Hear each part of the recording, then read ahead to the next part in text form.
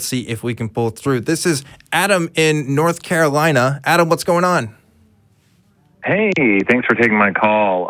I guess I wanted to maybe give BionicDance an explanation for why science can't prove anything.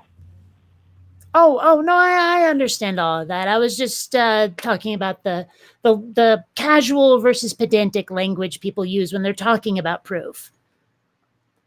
Well, but I would say it always irks me, and tell me if you disagree with this. Whenever anyone says science has proven this, I would have qualms with that statement.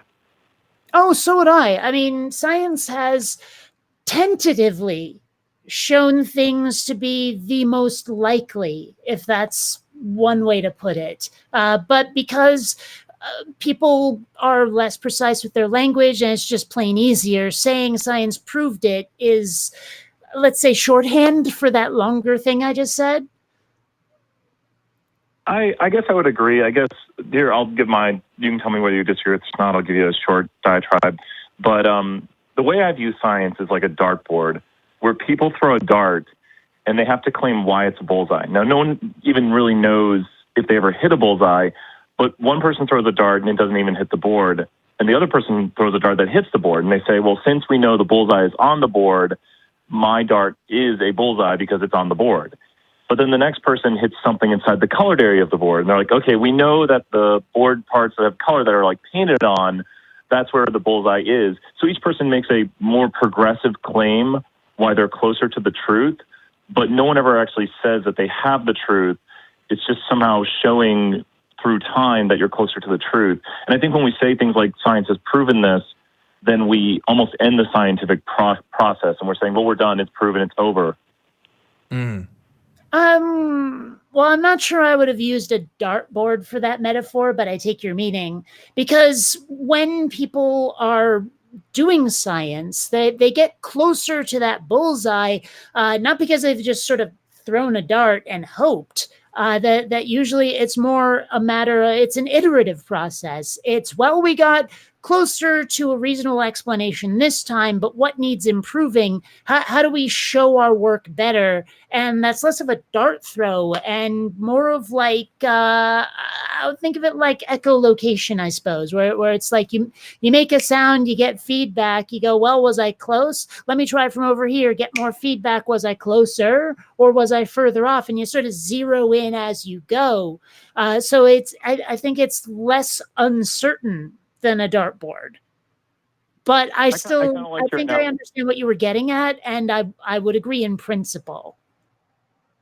And I kind of like, and I'm going to throw one back at you too, I like that echolocation because we're kind of getting closer and closer and closer and getting down to the millimeters, the micrometers. We're getting ever so closer to what is truth.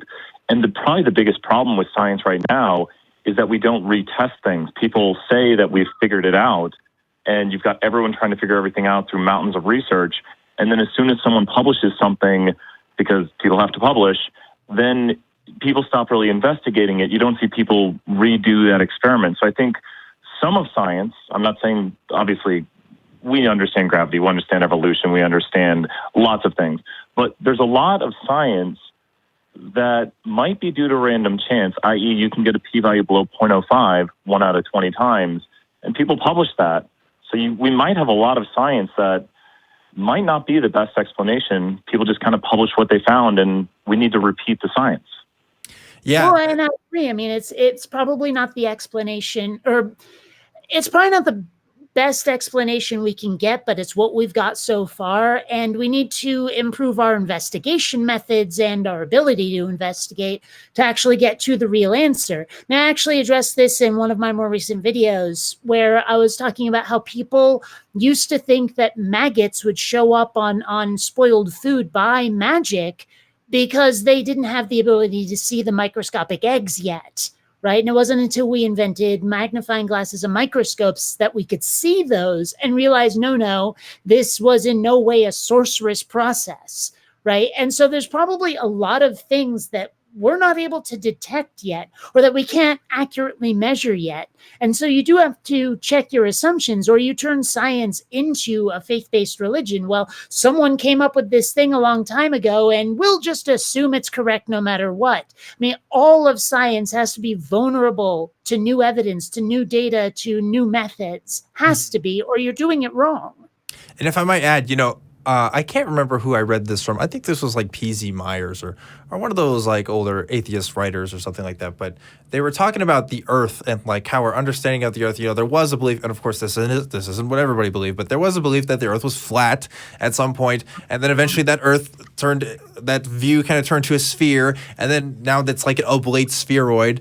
But it never went backwards from there. Now, except for the flat Earth movement. But that aside, right? Another example I would think of is like epicycles. We used to think that the stars were kind of and our planets had these epicycles, and that was kind of our explanation as to why they kind of moved back in the sky as they were going across. When really we kind of figured out, oh, we're actually a rotating body around another thing, and we've never gone back to that epicycles explanation.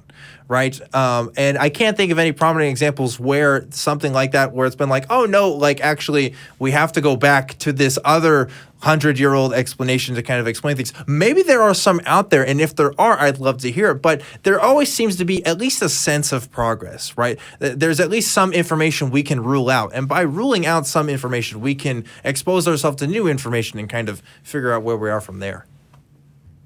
Yeah, I can't remember what it was. There was something that I think it was Einstein came up with, this idea, this hypothesis, and it seemed completely accurate. And then later someone came along and said, I didn't do that thing quite right, or here's something new. And now we realize Einstein was wrong about this little thing. I don't remember what it was. Like I said before, I'm more into science fiction than science, but I do remember hearing a case like that. Interesting. What do you think, Adam? Well, I just wanted to thank you guys for your thoughts, and thank you, BionicDance, for the content. And I'll say one more thing, I guess. I think maybe science makes proclamations about the natural world, and the solution to anything science gets wrong is more science. And one last thing, it's not a pop, it's not a soda, everything's a Coke. Oh, don't get me started. Thanks, guys. I love it. Thank you, Adam, for that great call.